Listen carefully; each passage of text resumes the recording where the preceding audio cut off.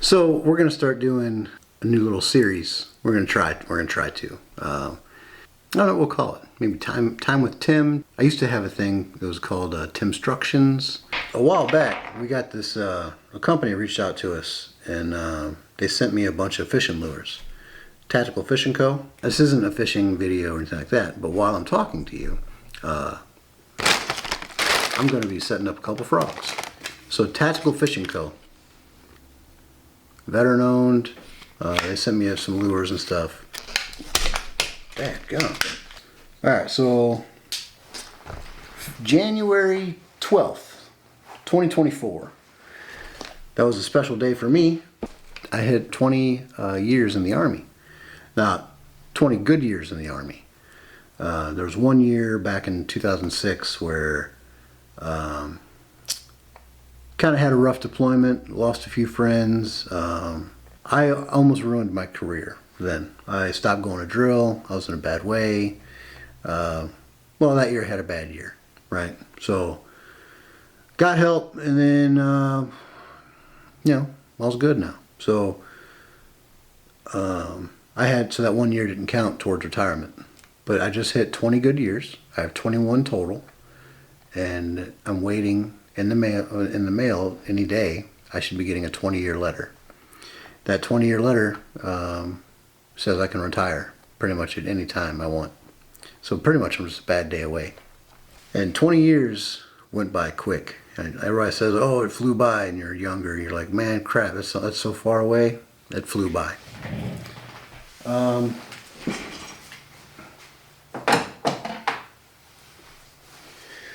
So in 20 years, I've been all over the world, all over the Middle East. Been to Iraq twice, Afghanistan twice. I went to Kuwait. While I was in Kuwait, they sent us back to Afghanistan. I did a stateside tour in Beaumont for a year. Been to Germany for a year. While I was in Germany, we went to, Lithuania. We went to Poland. We went to, Czech Republic. Where else did we go? Austria, France. France. Went to France for a little bit.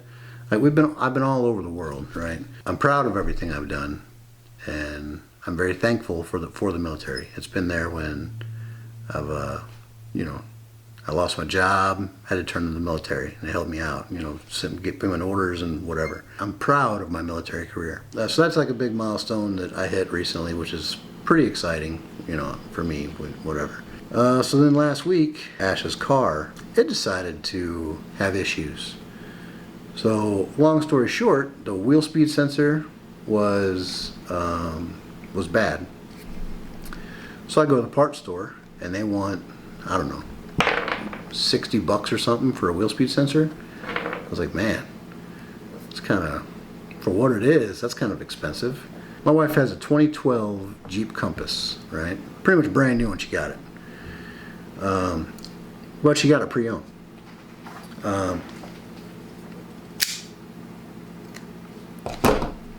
She got this wheel. Oh, dadgummit! I ordered this wheel speed sensor off of Amazon. It showed up, and I got both fronts for $15. Right? The sensors come in, so I put one in. I drive it, no issues. But I don't know. I guess I was overthinking it. I decided, hey, since one went out, the other one's probably not too far behind it, then I already have it. I can get to everything. I have the tools to do everything. Let's go ahead and replace the driver's side. Ha! So, I start replacing the driver's side. The sensor broke inside the hub. I started taking the axle nut off, and the axle nut threads decided to say screw it and stripped out. So the nut was just turning on the axle, so that was fun. Had to cut that off, and then couldn't get the axle out of the hub, so then I had to take it to my work, use a shop press, put 25 tons of pressure on it, and finally got it to break free with a torch. Well, we had to use a torch and get it heated up, and it finally pressed out. Sounded like a shotgun went off. Pow! It's like, dadgum. So then put the new axle, brought it back home. I had to go buy a new axle. So put the new axle in, put the knuckle all back together, got everything back together, drove it the next day to go to work. And the wheel bearing is all, I guess I cooked it when I used a torch, which is my fault, right? I messed it up. So then I had to put a wheel bearing in it the next day. So I got that done, right? It's all good to go, back on the road, everything's good. It took about a day and a half because I had to go to work and then come back and then it's just whatever.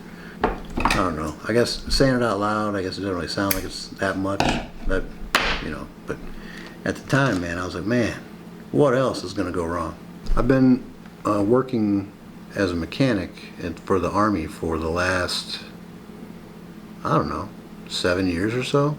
I applied for a new position, kind of a desk job kind of thing. I've never had a desk job ever, and so it's kind of new to me. Kind of excited about it, I don't know. We'll see what happens. Should find something out this weekend. I have drill this weekend, so bye to this. All right, got my little frog all tied up. All right, so got my frog all hooked up. They sent me some other lures too. I don't know if you care or not, but you can watch that video.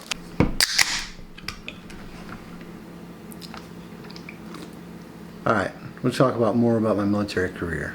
So I joined the Army January 13th, 2003. That's when I joined. That's when I went to MEPS and I did the oath, right? I'm a reservist, so that's the date they go back to, right? I was a junior in high school, so I finished my junior year. That summer, I went to basic training, and then came back home after basic, went through my senior year of high school, finished that year, and that summer I went to AIT. August 2004 was when I graduated AIT. When I first joined the Army, I was a carpenter, an engineer unit, right? So, loved it, right? I didn't get a bonus. I didn't get anything. I got a $100 or $300 kicker that if I went to college, I'd get an extra $300. I didn't go to college right then. Everybody else I knew that was joining the Army, they were getting like $20,000, $30,000, $35,000 bonuses, right? I didn't get none of that. So graduated AIT. 2 months later, I got a phone call that said I was being deployed. I was being sent to a unit out of Toledo, Ohio. So the first sergeant, he called me and said, hey, you're supposed to be in Toledo, Ohio, or in Camp Atterbury, Indiana. I said, I didn't know that. I never got orders. He said, you need to be up here as soon as possible. How long will it take you to get all your affairs in order?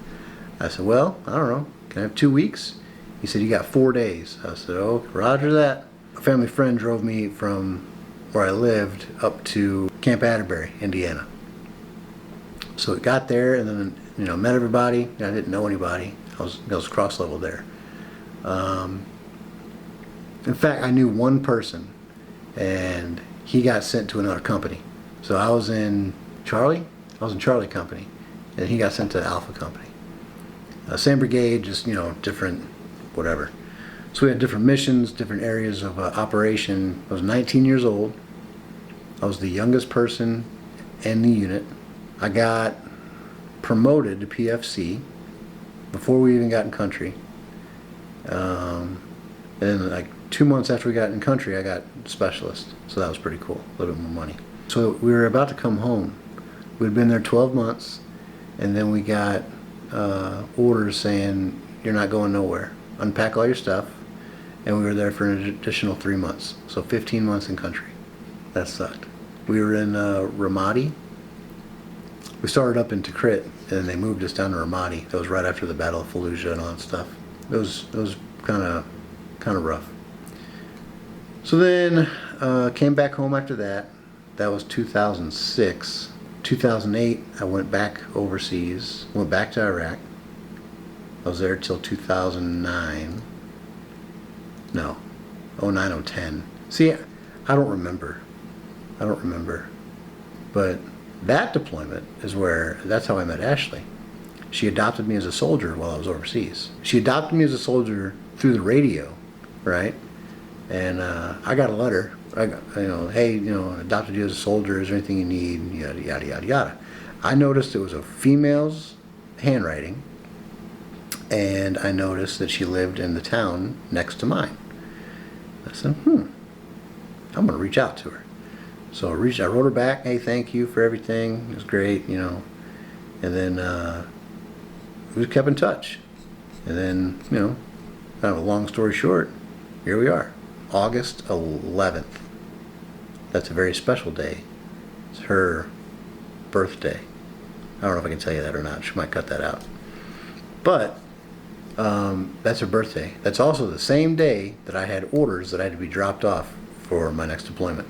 And that's on top of our anniversary. We got married. 11 days later, I got deployed. And really, I guess the main reason we got married the way we did is because I wanted to make sure she would be taken care of if something was to happen to me. Like, that's why we did it the way we did it, right? It's not why we got married.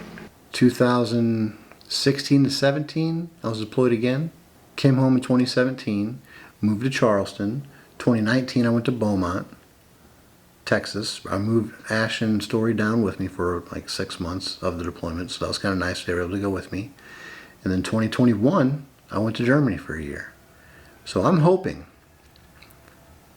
really hoping that the deployments are done, especially now. Story was born in August. Yeah, September, October, November, December, and then I left January 6th, January 3rd, something like that.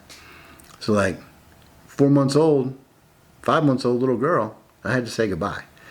And I was gone for 6 months. I moved Ash and Story down with me, and then I got to go on another deployment to Germany without them. And I've missed half her life, you know.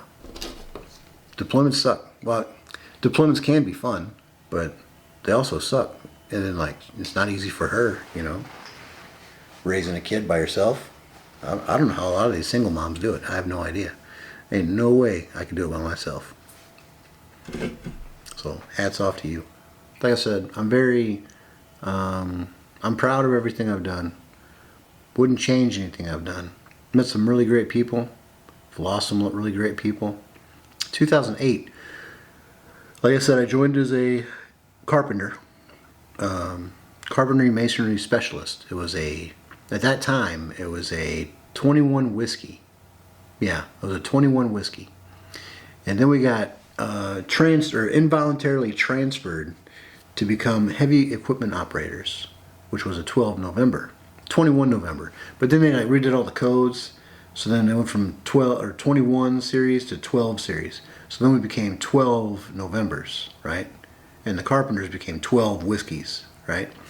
So 12 November is what I got transferred to, heavy equipment operator. Then we get deployed, and I put us on a route clearance. You got to drive down the roads and pretty much look for IEDs, right? We built many roads. We built all kinds of stuff, So then I transferred from that. In 2017, I moved down to Charleston with my wife. I found another unit, and he told us that he said, "Hey, we're 88 series, which is like 88 mics, right? It's a truck driver.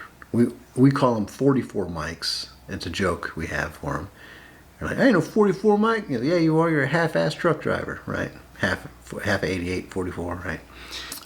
We came at 88 series, but we were 88 Novembers and 88 hotels, and those are cargo specialists. So it's basically anywhere the military goes, their equipment has to go.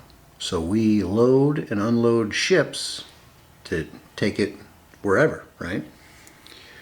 So the good thing about the 88 hotel and 88 November is pretty much wherever you go, they take care of you, right? They'll put you up in a hotel. You get paid per diem. You get a lot of other stuff that I never heard of before. I didn't know this. So when I first got down here, the old first sergeant, he said, hey, come with us. I'll show you what we do. And if you like it, you can join our unit. Either way, I'll put you on orders for a couple weeks, for AT. Annual training. Okay, all right. And then he says, hey, bring your gear, right? All right. Well, I mean, we're like, you tell some engineer guys, like, hey, we're staying out, we're going to the field, bring your gear. So I brought, sleeping bag, whoopee, rain gear, cold weather gear. He's like, well, so I brought all the stuff. He's like, hey, can you drive a Humvee? I said, yeah. So we get where we're going. We pull into this Holiday Inn parking lot. And he's like, yeah, we got to go here to a briefing. Then we're going to go check out the port. I'm like, oh, okay. So we go to this briefing, and they start passing out room keys. He says, oh, hey, here's your room key. I said, my what? Your room key. What do you mean room key? He said, we stay in a hotel. I'll be dang. He goes, you need to get with me. We got to fill out your DTS. What's for what? He goes, all your entitlements. Oh my God, Lord, what's this? So I was literally taking pictures of my hotel room and sending it to all my buddies back in my old unit. Saying, hey guys, check out my new tent. That was pretty cool. And I've been part of that ever since. And I really, really enjoy it. It's really, it's a really good gig. Yep, so that's what I do now. We are port managers. All the equipment that comes on a port, we have to, get it all staged up. We got to get measurements. We got to request wherever it's going. We handle all that stuff. A lot of logistic work. I really like it a lot. But anyway, that's pretty much my military career. If you got any questions, I'll gladly answer them.